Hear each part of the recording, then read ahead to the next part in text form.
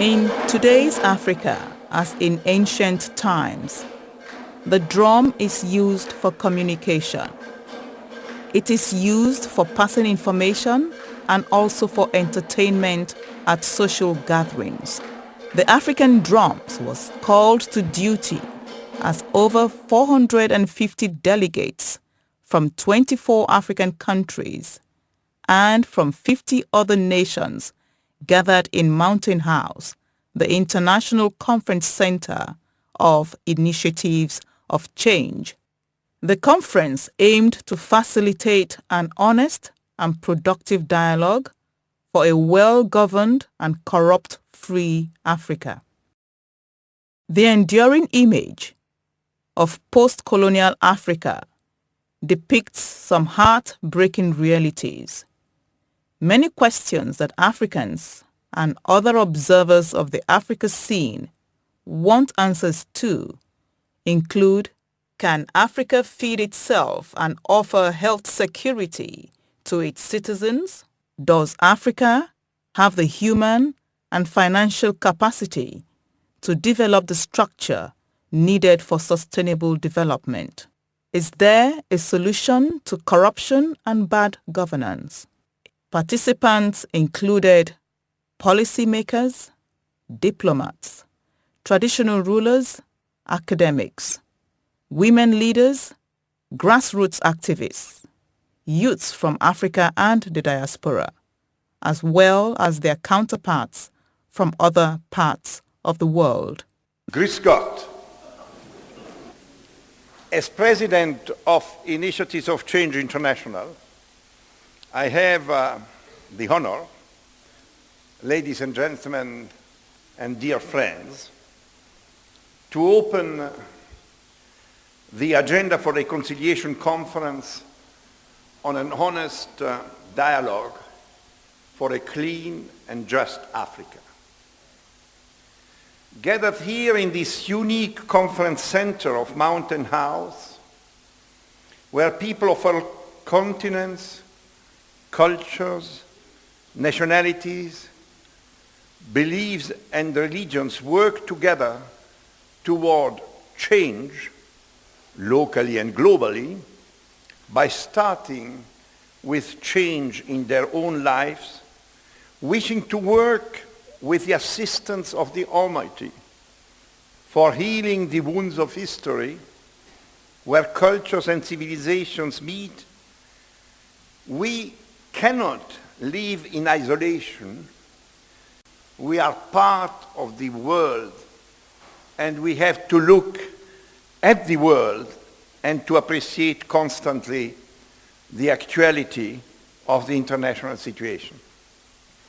Initiatives of Change affirms that peace and security will never be found by piling one injustice on another. Initiatives of Change International continues to be available to provide in and from CO its active contribution to trust building. Also speaking at the opening is His Highness Alhaji Ado Bayero, the Emir of Kano, a Muslim leader from Nigeria. In the contemporary world in which we are living today, as ever before, the need for meetings like this is of great importance to us in finding solutions to the crises facing our various nations and the world. Africa today is at a critical point where many more nations are embracing the democratic process. The big challenge is how do we sustain this process and maintain the basic principles of freedom and democracy. Africa needs fresh minds to develop our economy and infrastructures. Taking up the challenge and setting the agenda, Dr. Ruel Koza shared his vision for a clean and just Africa. A clean Africa we need very badly. Clean in all sorts of dimensions. Clean political leadership, clean socio-economic programs, devoid of corruption, even a clean environment. In my humble opinion, an ideal Africa is one that redefines the term emergent. We are described as an emergent political economy. An ideal Africa is one that redefines the term emergent from a notion of condensation and derision to a term of vibrancy, technological prowess, respect and envy. The ideal Africa, or the Africa we want to see, is one that has successfully translated the concepts we have of humanity and communal relations into cooperative models of government, institutional and individual relations, right across the continent, not just in patches.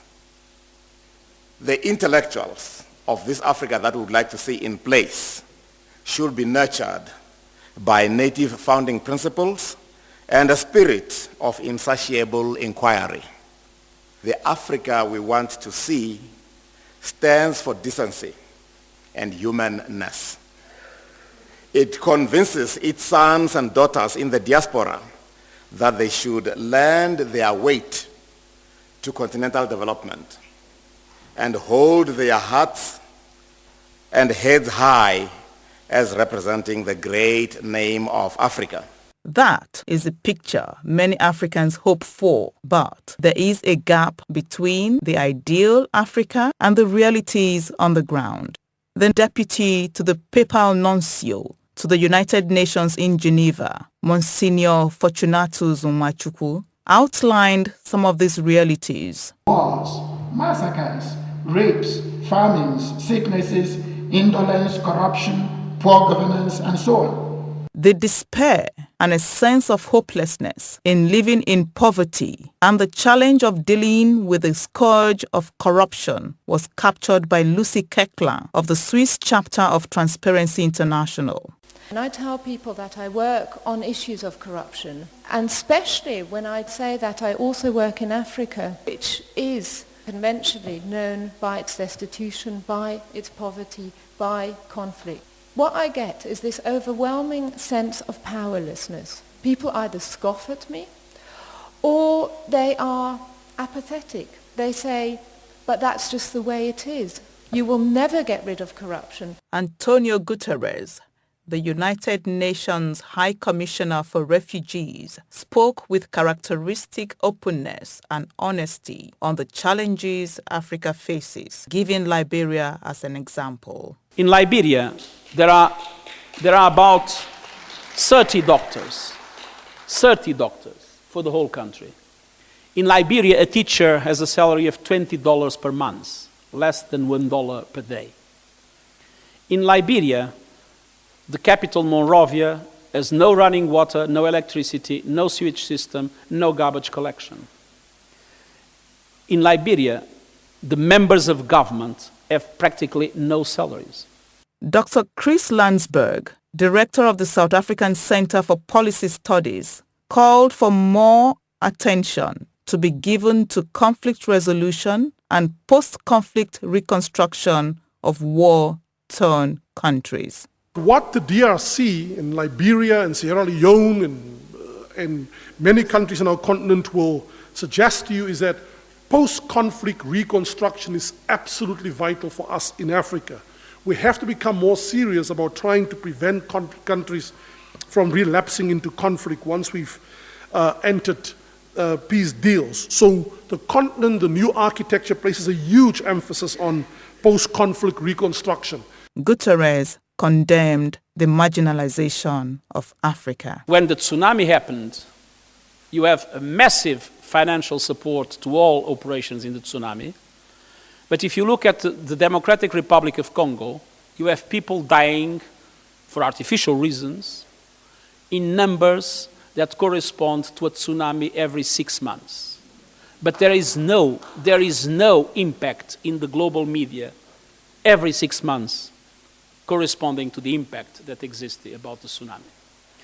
In this marginalization that Africa has been submitted in the globalization process, I believe that the worst form of marginalization has been in relation to information, in relation to the media, in relation to the basis of communication of today's world. And this has a dramatic impact, because if the media is not there, the public opinions are not motivated, they don't have an influence on parliaments and on governments, and the money goes elsewhere, and the concerns go elsewhere, and solidarity is expressed elsewhere.